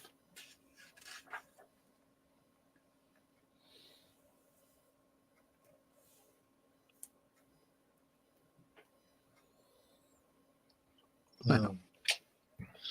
Sturdy girl. Yeah. Hmm.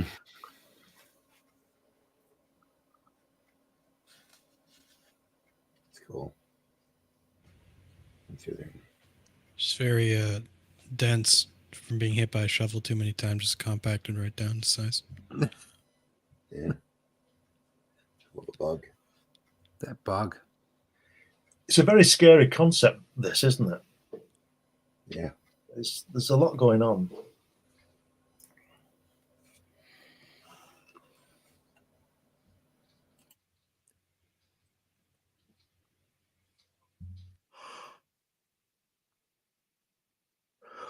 Oh, silence. I'm just looking at the artwork. It's fantastic. Sorry there. So, A little bit of hacking. heckity heck.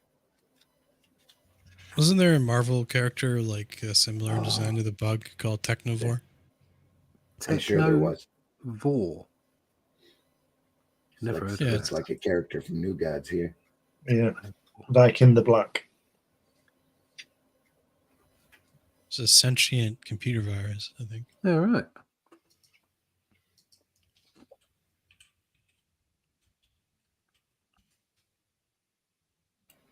Man.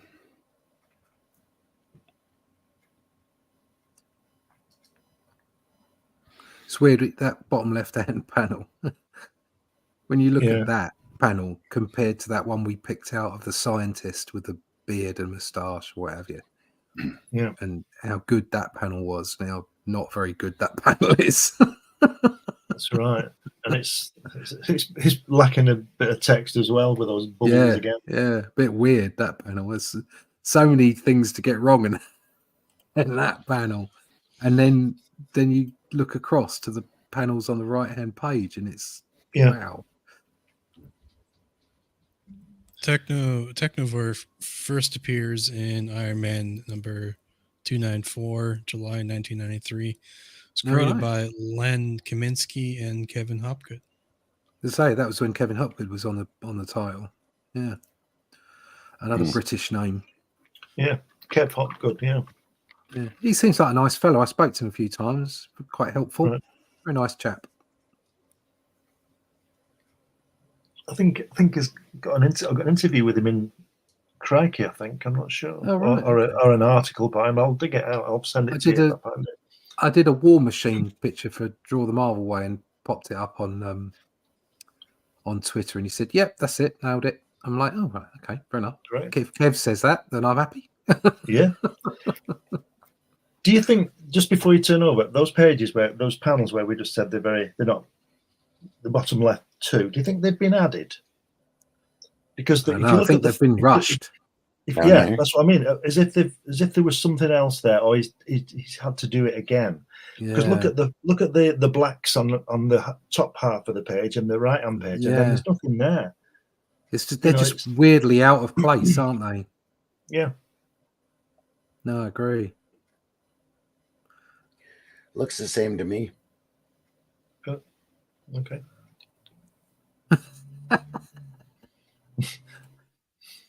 I think they look weirdly out of place no matter what, because just the quality takes a dive. Yeah. Compared to the rest of the spread. Just massive dive.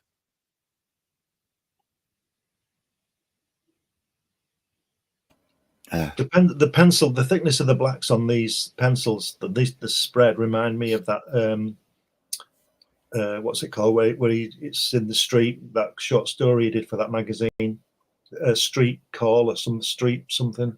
Well, the very early one. The one from the 80s. Have you seen that? Oh no, I've not seen that one. No. Street is, I think it's only about 10 pages long. It was in a magazine, is it Argosy magazine or something? Huh. And not your Argosy, Ross, not in that one. Oh, I was about to say, that's weird. Yeah. Street Code. The Street Code. Have you seen that? No. I think I've got one or both of the magazines he tried to do back in the 80s. The Tales of the Mob and Spirit World. Yeah, I've got Tales of the Mob, yeah. It's amazing what was going on. I saw on Facebook I shared it the other day that there was a Conan strip, paper strip. Oh yeah, I didn't know that, and that Buscema was doing it. Buscema did it for a while. Ernie Chua did it for a while as well. Yeah. How do these people find the time? Yeah. Well, when you get an opportunity to do a comic strip, even back when they did it, it paid a lot better than a comic. Well, yeah, book. I mean, You know? I They find that- understand that attitude. Obviously, you say yes to everything, but still, it's just such a I know. volume work. I know how they found the time. They didn't have an undo button. They just got it right. There you go. That too.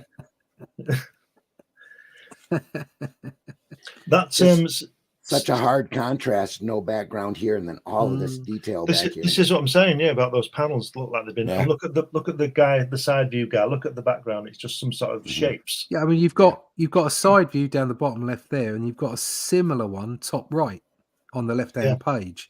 And look at the care and attention that's gone into that, and what seemingly no care and attention into the bottom left. It's just those two panels stand out. Such crazy detail up in here. It's beautiful.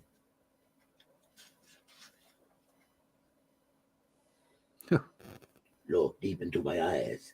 He loves that shot, doesn't he? He does. Yeah. It's a great filler shot, that. That shot there, with the eyes could be Odin, Dark Side, Galactus, Orion, Galactic. Yeah, anybody can. Any of the above. Yeah. Yet he knew not to stay stagnant, so he put it on the angle. Yeah. Oh yeah, the things that he got, the things that he did with storytelling that were just instinctual by the looks of it. Yeah, at this point, amazing. Especially. Yeah. Yeah. People take lessons and, look into, how is this the best way to do this? And how do I keep my energy in a flow? And how do I keep the story going? And this guy was just, it was just totally instinctual. Yeah. That's a big hand. Mm. It's just weirdly, occasionally, some digital lettering shows up. That's not digital. That's done by hand. There was also one where he said death a couple of pages back. That was hand. That did not look like it was done by hand. Oh, yeah. You can tell. Look at the bottom of the A's here. It's all done by hand. Just Mike Royer being the professional is what that is. But they stand out. They're just weird. Oh, yeah. Yep. Tell you here. You go back a couple of pages. Don't know. Go on, keep going. I'll tell you when. There. That's by hand. That's bonkers. No, it's hand. That's hand drawn. Right. Oh, I think it's digital. But the bubbles, like, that's in the wrong. That is just really wonky. Yeah. Well, again, the bubble was probably put in by Kirby and not corrected because it wasn't inked. Yeah. No. That's just weird typography. After very odd. Very odd. It stood out to me anyway. Again, Royer having. Check his legs out. Look at that. Yeah. I got big bendy legs. Look at the detail in the buildings. He's standing on them too, man. He's standing and the traffic lights. The traffic lights. Yeah. Wow. He's getting into Shikadach there. He's just getting himself down in or Keepadach, getting down in a horse riding stance, getting ready. See, that's a sign. Perform some kata. Like we talked about before, you have to know how to draw in order to strip away down to your style. This is so beautiful here, This whole signpost is just amazing. Bonkers. Such detail just in shadow and sets of blacks. It's just great.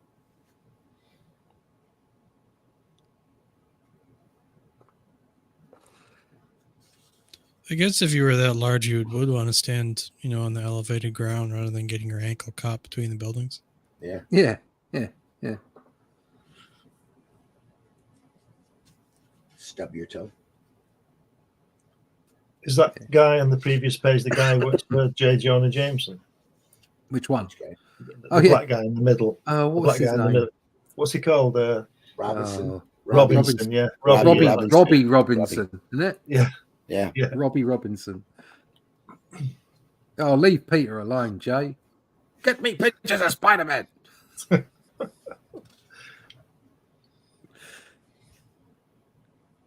9, 12, 14 This is lovely. panels on a page. Yeah, that page. Yeah, That page with all the panels has gone into Hunger Dogs mode. Yeah. love the wide panel. The sort of Yeah. no, not that one. The one above it with the face. Yeah, that's Looks just almost such looks a like Kirby. solid object. His head is so solid. It looks like a statue, a Yeah. bust, doesn't it? It does. Yeah, it's amazing. Yeah. And then he does the next panel and it's flat. Yeah. Yeah. But it's funky. Yeah. He's got a goofy expression on his face. He's Yeah. making hand signals. Gang signs. Yeah. Work up, friend. Want to see a great trick?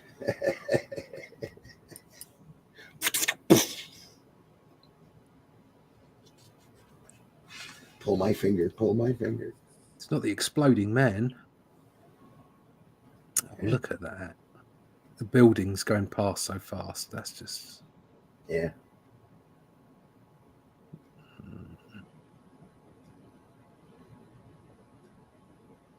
He likes drawing those panels where people are running away from what's going on, doesn't he? He always has a face turn, at least one face turn towards the viewer. yeah. You know? He likes doing that. There's that big hand again with a big wrist. Or a little Yeah. hand with a little Bent big in a really hand. It's obviously a double jointed wrist there. That's Yeah. really weird. Stick wrist. Where he's picking the top right, where he's picking the thing out. Picking Yeah. the top right. Top right. Let me take a look at your tits. Anyway, Where he's taking Flesh. the Flesh Gordon. No. the thing out Anyway. of the road, the manhole cover. Yeah. And his arm is straight, but his hands coming towards the camera. So the anatomy on that is really wonky.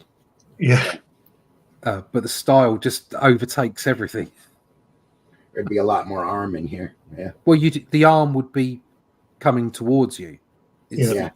The positions are correct. It's just the anatomy that's incorrect. So the actual forearm would be coming towards you. So you'd only see that much of it. But the point being is that it's straight down. And it's odd that somebody who was so in touch with foreshortening would draw it like that. Yeah. But again, the style just takes over and you know exactly what's going on. It doesn't matter. Yeah. Look at those lovely thick lines in the arm for the muscle as well. Yeah. Again, really powerful. weird, but powerful. Yeah.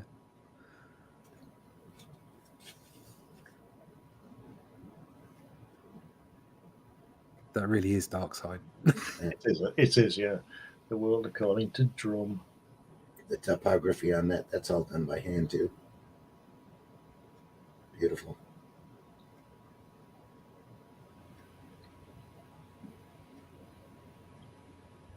How much we got But left? the unevenness in his face. Not Yeah, enough well, for it's another really episode. wonky, isn't it? Yeah. So, Not 'cause enough we're for at another 10 episode. too. No. Ooh, look at that. Oh, look at that. Look at that. It's really something, isn't it? That cover in pencil. God. Isn't that great? Is that what you were talking about? Yeah, the folds and That's amazing, isn't it? just beautiful. Wish they could be side by side so you compare it to. I don't think that was ever inked. It was just before. In my opinion, that's better than 3/4 of the covers he did for Marvel during the 70s. Yeah. It's just beautiful Yeah. looking. Yeah. Go back one page. Yeah, go back one page just to look at the ink. Oh yeah, there it is. No, it's definitely nicer in pencil. It is. Yeah. And it's not like it's not nice in ink. It is, but it's definitely nicer in the pencil. This looks like it was hand done too. Mm. That's not the way they would have done that. No wonder he gets Yeah. mad at the inkers. Yeah. I mean, that's a great inker over him, and you can see that something's been lost. So Yeah. imagine a crap inker over the top of him. Bruce Berry, inked and lettered. Oh, that's not Royer. No.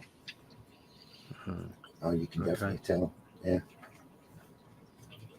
Berry's work on Kirby, I think is the wrong inking for Kirby, because if you look at Hunger Dogs, when he shared the inking with Royer, his Bruce's line it's almost like a Coletta line, you know, really what I call a European line, you know.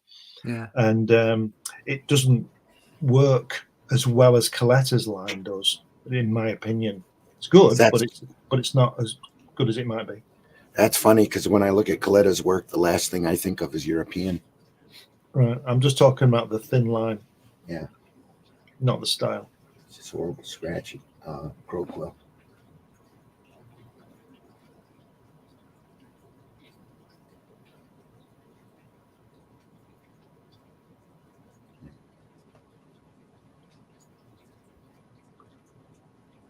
It's fantastic, isn't it? Van. Yeah, that's odd. It's like Without a train. reference. Yeah, it's like a train. You can tell where I'm sure that was done without photo reference either. Yeah. The entire stoop back there. Yeah. Just drawn in real quick. You know, I can remember, you see the staircase up to the tenement building there? Mm-hmm. I can remember that as far as I might have seen it on the TV, I suppose, before, but I remember seeing that for the first time when I watched The Man from U.N.C.L.E. Because I used to wonder if that's what New York was like with those steps, and it is, but I was only 10.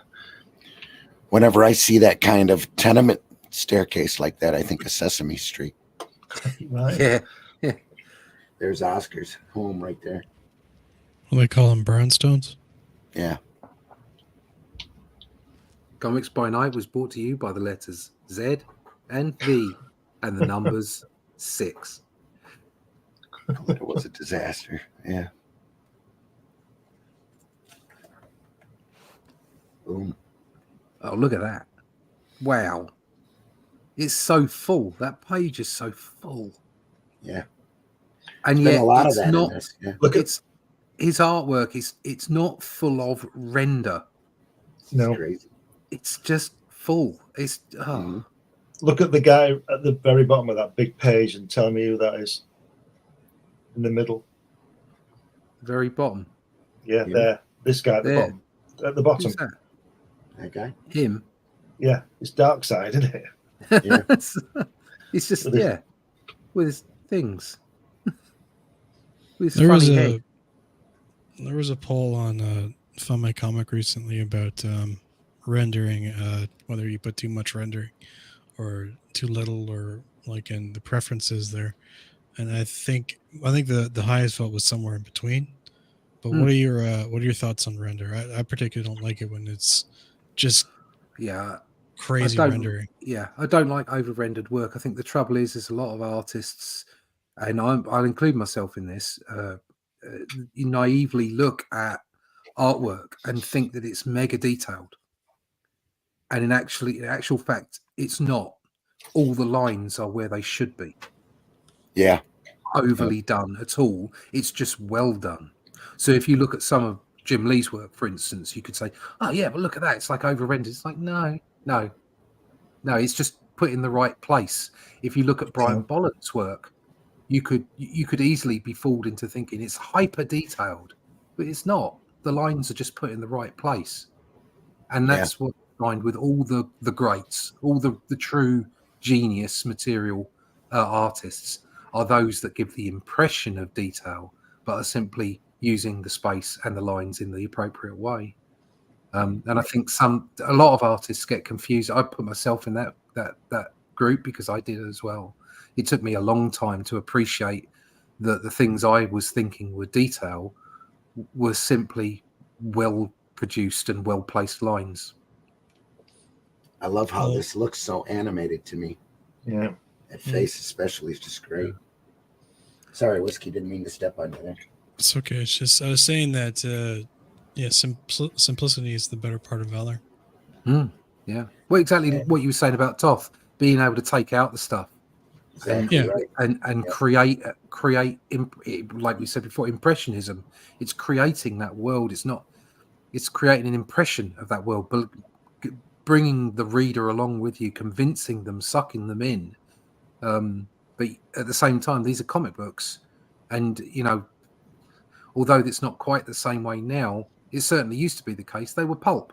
You had to get them out within a period of time. So there were certain shortcuts that were built into the art form that are now intrinsically part of that art form as an art form, rather than for the use of being shortcuts to get stuff done in time. So it's funny how these things develop, but I think the best art is where people know what to leave out. Yeah. And there's a lot to be said for that period too, because that's where really your individual style pops out of. You look at people like Robbins and Lee Elias and Jim Aparo is another great example where they're on such a hard deadline, but they're drawing so incredibly competently that their style is just you can look at Wrightson. You could say, I'm going to use Wrightson as a counter to your argument, Russ. But I would argue that Wrightson, you look at his work, and it's rendered, it's highly rendered, highly worked on, but there isn't a line out of place. No, Nothing is there that isn't used. Nothing is there without a purpose, and that's the point. How much of that you use is up to you as to how quickly you want to produce the work. But there's nothing that isn't there without a purpose. Yeah. We looked at Mike. I can never pronounce his name. Mike Mignola. Yeah, his work. Yeah, he's a great example of economy of line, but he also uses economy of color too. Yes. His colors. Whoever does the colors in so much of his work, I mean, especially the Hellboy stuff, is just brilliant. Yeah, because he's not crazy on the rendering either. He just kind of just does it. Yeah. Well, I would liken him. I would push him more towards the Kirby end of the scale. I think that's the kind of feel he embodies. Sometime really soon, we'll take a look at his Fafford and Gray Mouser material. Just quickly, some great stuff. Just quickly go back a page and look at the left-hand page. It's like it's been produced before he's decided to do any blacks on it. It's almost like a layout on the left-hand side, apart from the fact that the girls turned into Commandy. Some of this is rougher than others, yeah. Jack must have had a flashback. Forgot. We need to get Gil Kane in to draw this woman. Yeah, it's still very good though, isn't it? Yeah.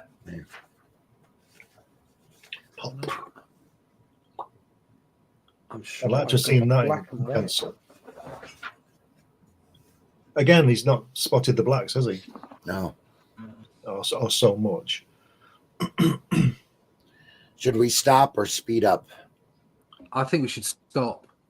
All right. Because we don't want to. We can always pop something else in, can't we? Giggity. Yeah, it's getting really good again, isn't it? It's picked up a bit. It went off a bit. Yeah, it's picked up a bit. Yeah.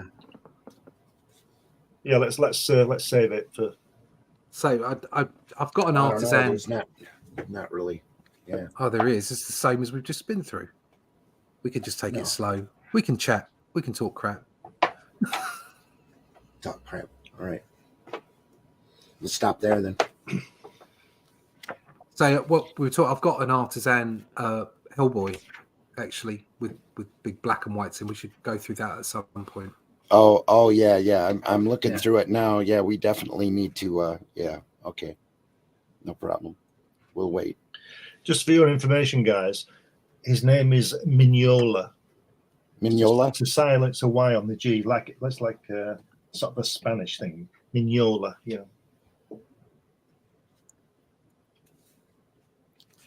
All right, I'll mark it. We'll start a little farther back at that great cover. Yeah, that's a good call. All right. Can never get enough Kirby. No, Speaking of not getting enough Kirby, this Sunday, we're going to be going through a little bit of Captain Victory. Yeah. Yeah. So I've got Look the at first those four guns. Look at those guns. You can watch this everywhere but in California. There you go.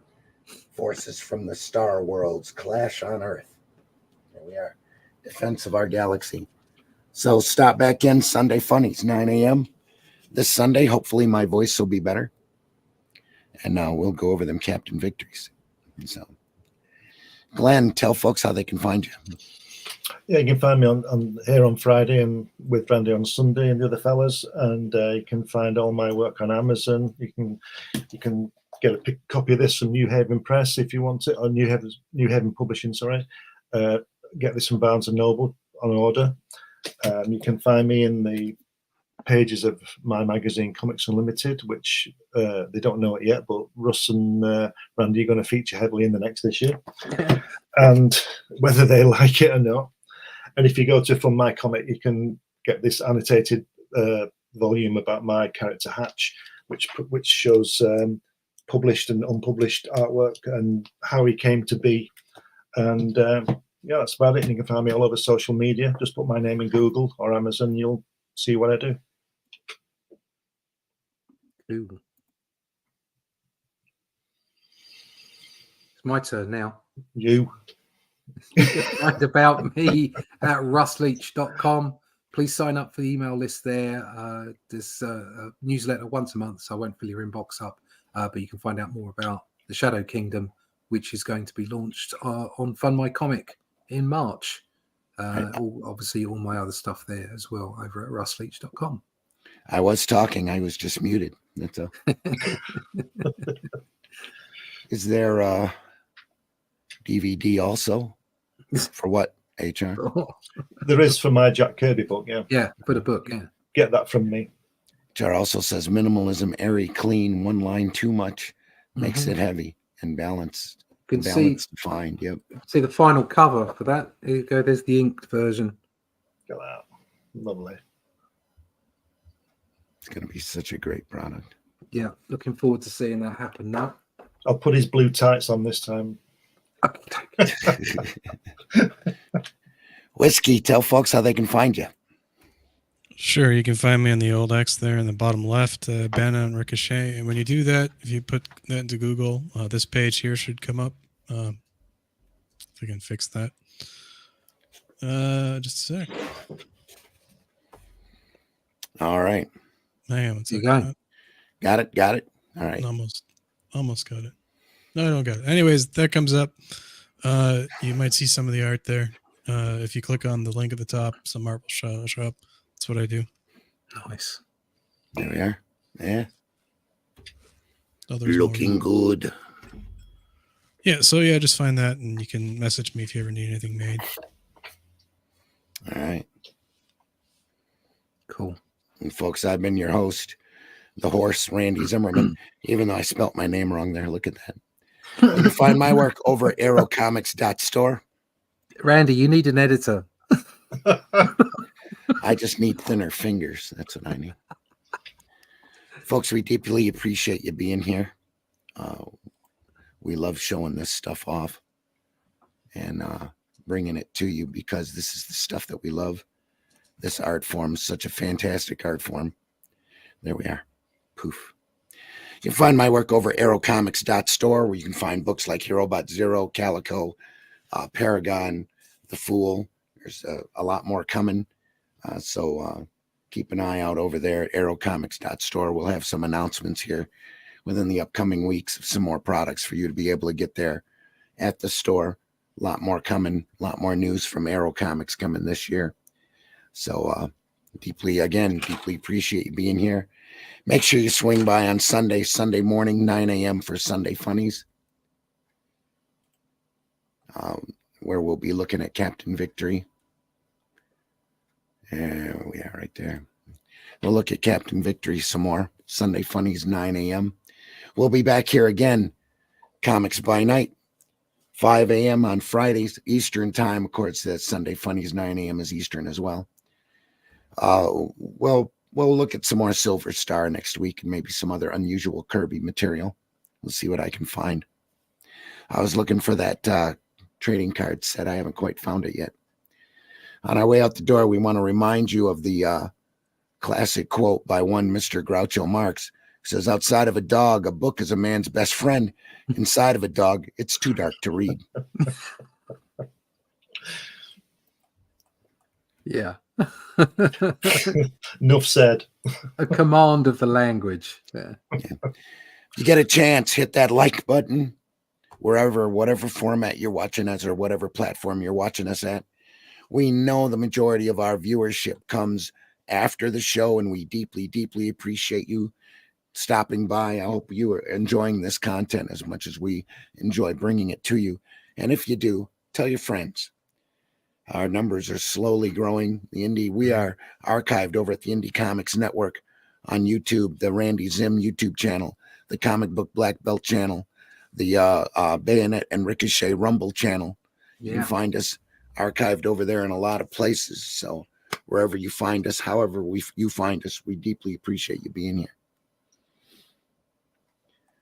So any other buy alternative and independent comics, especially ours, please try to leave this industry in better shape than what you found it. You know, there's too much trolling and drama going on. The drama seems to be rolling like crap downhill and anymore. And we don't need that. We need more good comics. We need more great work by more viewpoints from as many different and diverse people as possible. And we just need it at a level of quality where we're entertaining people instead of preaching at them. Mm.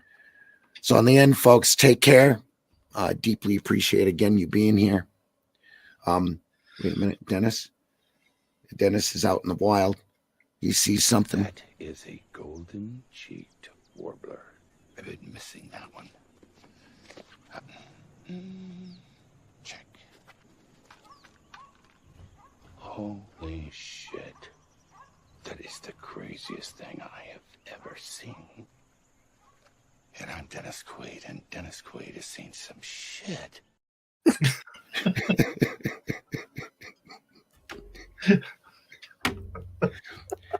Take care, everybody. See you. I love referring to himself in the third person. That's so Trump. The views and opinions expressed within the video content found on the Indie Comics Network are those of the speakers and do not necessarily reflect the views or positions of the Indie Comics Network or its sponsors. Once more, by popular demand. That is a golden-cheeked warbler. I've been missing that one. Check. Holy shit. That is the craziest thing I have ever seen.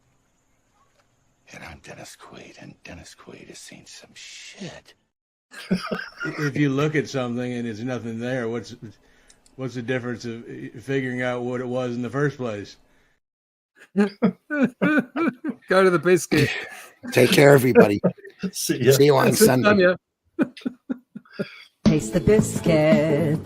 Taste the goodness of the biscuit.